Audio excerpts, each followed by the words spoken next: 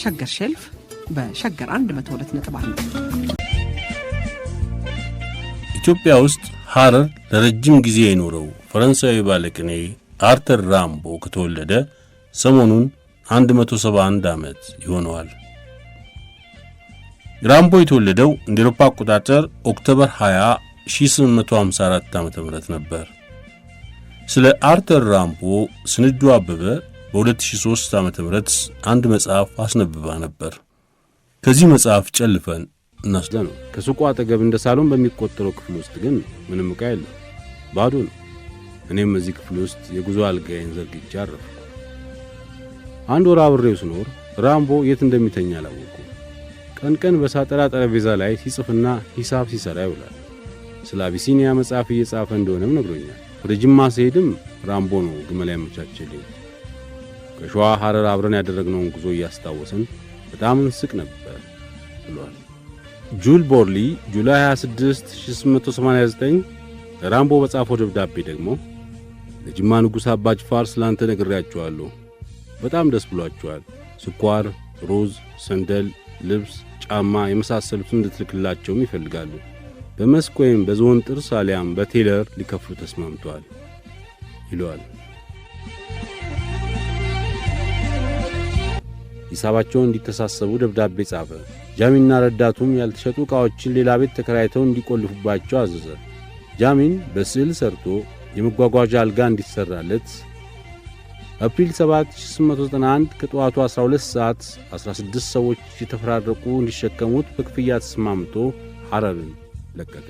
ዲናልድና ሚስቱ ከሁለት ልጆቻቸው ጋር አብረውት ጉዞ ጀምረዋል ትላለች ስንዱ አበበ ራምቦ በተሰኘው በ2003 ባሳተመችው መጽሐፍ። እናመሰግናለን ስንዱ አበበ።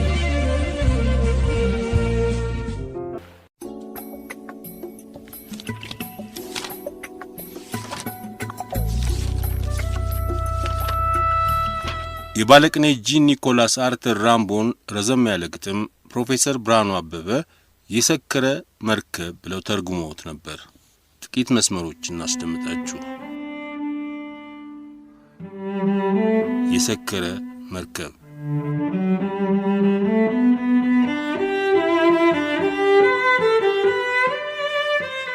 ጂን ኒኮላስ አርተር ራምቦ።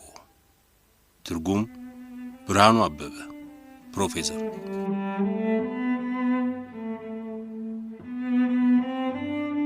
ኢትዮጵያ ውስጥ ሐረር ለረጅም ጊዜ የኖረው ፈረንሳዊ ገጣሚ ጂን ኒኮላስ አርተር ራምቦ ከዚህ ዓለም በሞት የተለየው ኖቬምበር 10 ቀን 1891 ዓ.ም በዚህ ሰሞን ነበር። ዛሬ ፕሮፌሰር ብርሃኑ አበበ የሰከረ መርከብ ብለው ከተረጎሙለት ረጅም ግጥሙ ጥቂት መስመሮች አብረን እናንብ።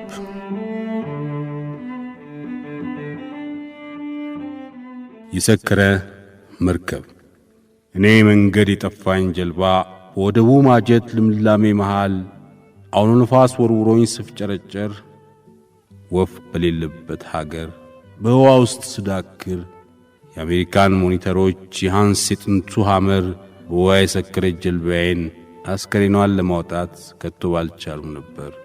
አስከሬኑ ላቦቱ ሲንቦለቦል ወይንም ጭጋግ ለብሶ እሳት የመሰለውን ሰማይ እንደ ግንብ ሲያልፈው ጥሶ ለባለቅኔ እንደ ማር በሚጥም አነጋገር የፀሐይ አረንጓዴ ሰማያዊ ልጋግ ተሸክሞ ነበር። ከባህር ማዶ ያለው ዋልታ በሐምሌ በትር ሲደቅ በጋላ አሸንዳ ዶፉ ሲወርድ ሰማዩ ሲሰነጠቅ እኔ በኤሌክትሪክ ጨረቃ ሸብርቄ በጥቁር የባህር አንበሳ ጀባ ጓዛለሁ ደምቄ። በውን ብዙ አነባው ጎህም መሬቱን አበሰረ፣ ጨረቃም ጨለመች፣ ፀሐይም ሙቀቷ አከረረ። በመራራ ፍቅር ሰውነቴ ተነርቶ ደነገዘ ሰከረ። ምነው የታንኳዬ ሆድ ቢሰበር፣ ምነው አካላቴ ከባህሩ ቀላይ ወርዶ ቢዘረር፣ ከአውሮፓ ባህሮች ሁሉ የሚለቀኝ ትዝታ ያ ቀዝቃዛ ጥቁር ውሃ የተዘረጋው በርጋታ ጀንበር ጠልቃ ምሽቱ ሲታወድ በመዓዛ ቅዝ ያለ ልጅ ቁጢጥ ብሎ ከቃሊሙ ዳር በትገዛ እንደ አብሽሬ እንደ ግንቦት ቢራቢሮ አቅመቢስ የሆነች መርከቡን ሲለቃት እንደዋዛ ኦ የውሃ መውጅ ሰውነቴ በግርፍ ስለዛለ የጥጥ ማጓጓዣ ሐመሮችን ፈለግ ሊከተለውም አልቻለ። ያረጁ መርከቦችን አስፈሪ እይታ ደፍሬ መዋኘት እንኳን ተሳነኝ። የሰከረ መርከብ አርተር ራምቦ እንደ አውሮፓ አቆጣጠር በ1871 ጽፎት ብርሃኑ አበበ እንደ አውሮፓ አቆጣጠር በ2004 ከተረጎሙት በከፊል የተወሰደ